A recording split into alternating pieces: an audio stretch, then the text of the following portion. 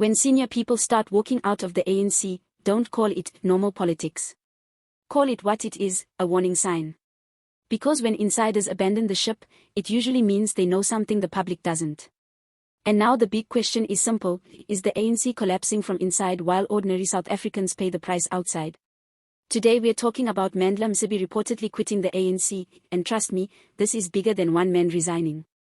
This is about power, betrayal, faction wars, and a party fighting itself while the people fight load shedding, unemployment, crime, and hunger. The video focuses on the resignation of Mandla Msibi from the ANC after internal battles in Mpumalanga. Reports say this happened shortly after he failed to secure enough support during a provincial leadership contest.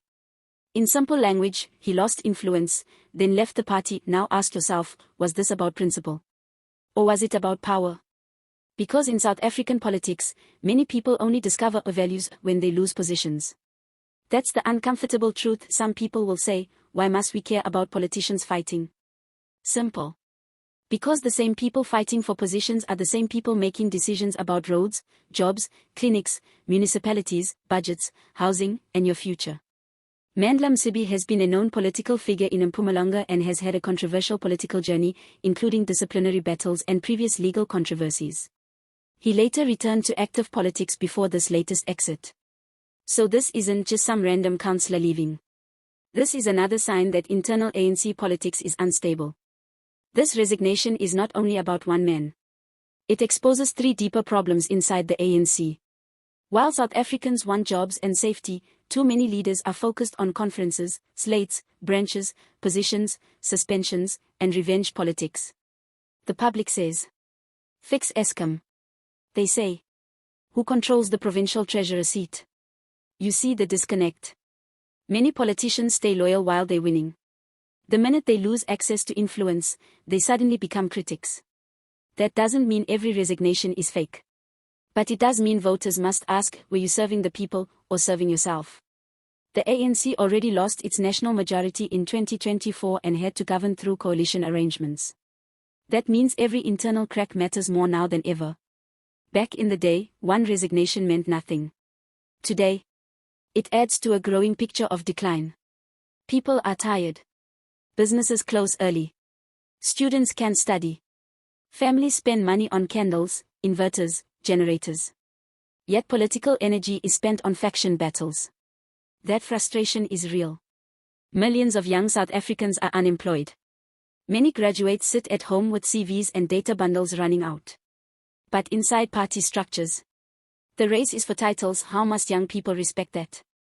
Communities are dealing with hijackings, robberies, drugs, GBV, cable theft, extortion. Ordinary people don't wake up worrying about who won a branch nomination. They worry about getting home alive.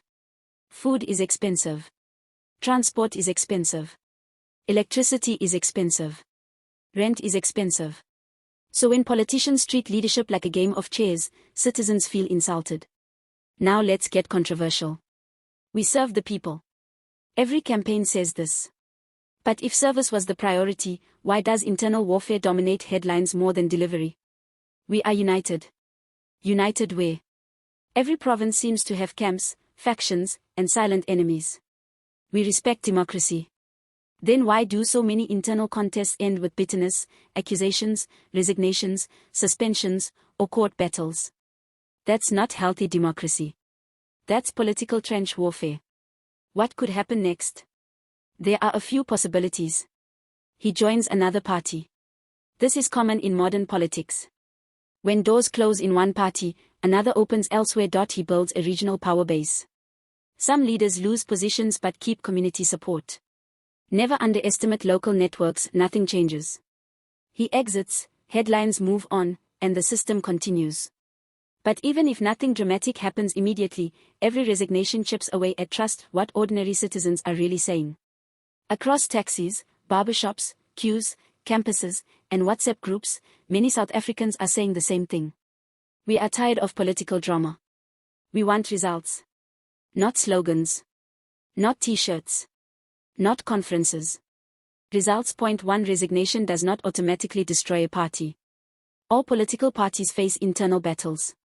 But the ANC carries a heavier burden because it has governed for decades. When things go wrong, People expect accountability, not excuses. That's the difference. Here's the raw truth, Mzansi. If politicians spent half the energy fixing municipalities that they spend fighting each other, many communities would look different today. Imagine that. Half the energy. Half the ego. Half the drama. The country would breathe. Every public split matters now because voters are more willing to switch than before. The old idea that people will vote the same forever is fading. Trust must now be earned. And once trust is broken, it's hard to rebuild. Mandla Msibi quitting the ANC is more than a resignation. It's another mirror showing South Africans what many already suspect. A party distracted by itself while the nation demands leadership. The real issue isn't who leaves. It's why citizens feel nothing changes when they do. That's the crisis. Now I want to hear from you. Is this a serious blow to the ANC or just normal politics? Are resignations about principle or bruised egos? Can the ANC still rebuild trust with ordinary South Africans? Which party, if any, truly speaks for the people right now? Drop your thoughts in the comments, no filter. And if you want bold, honest analysis that speaks the language of the streets, like, share, and subscribe. Let's grow this platform and keep holding power accountable.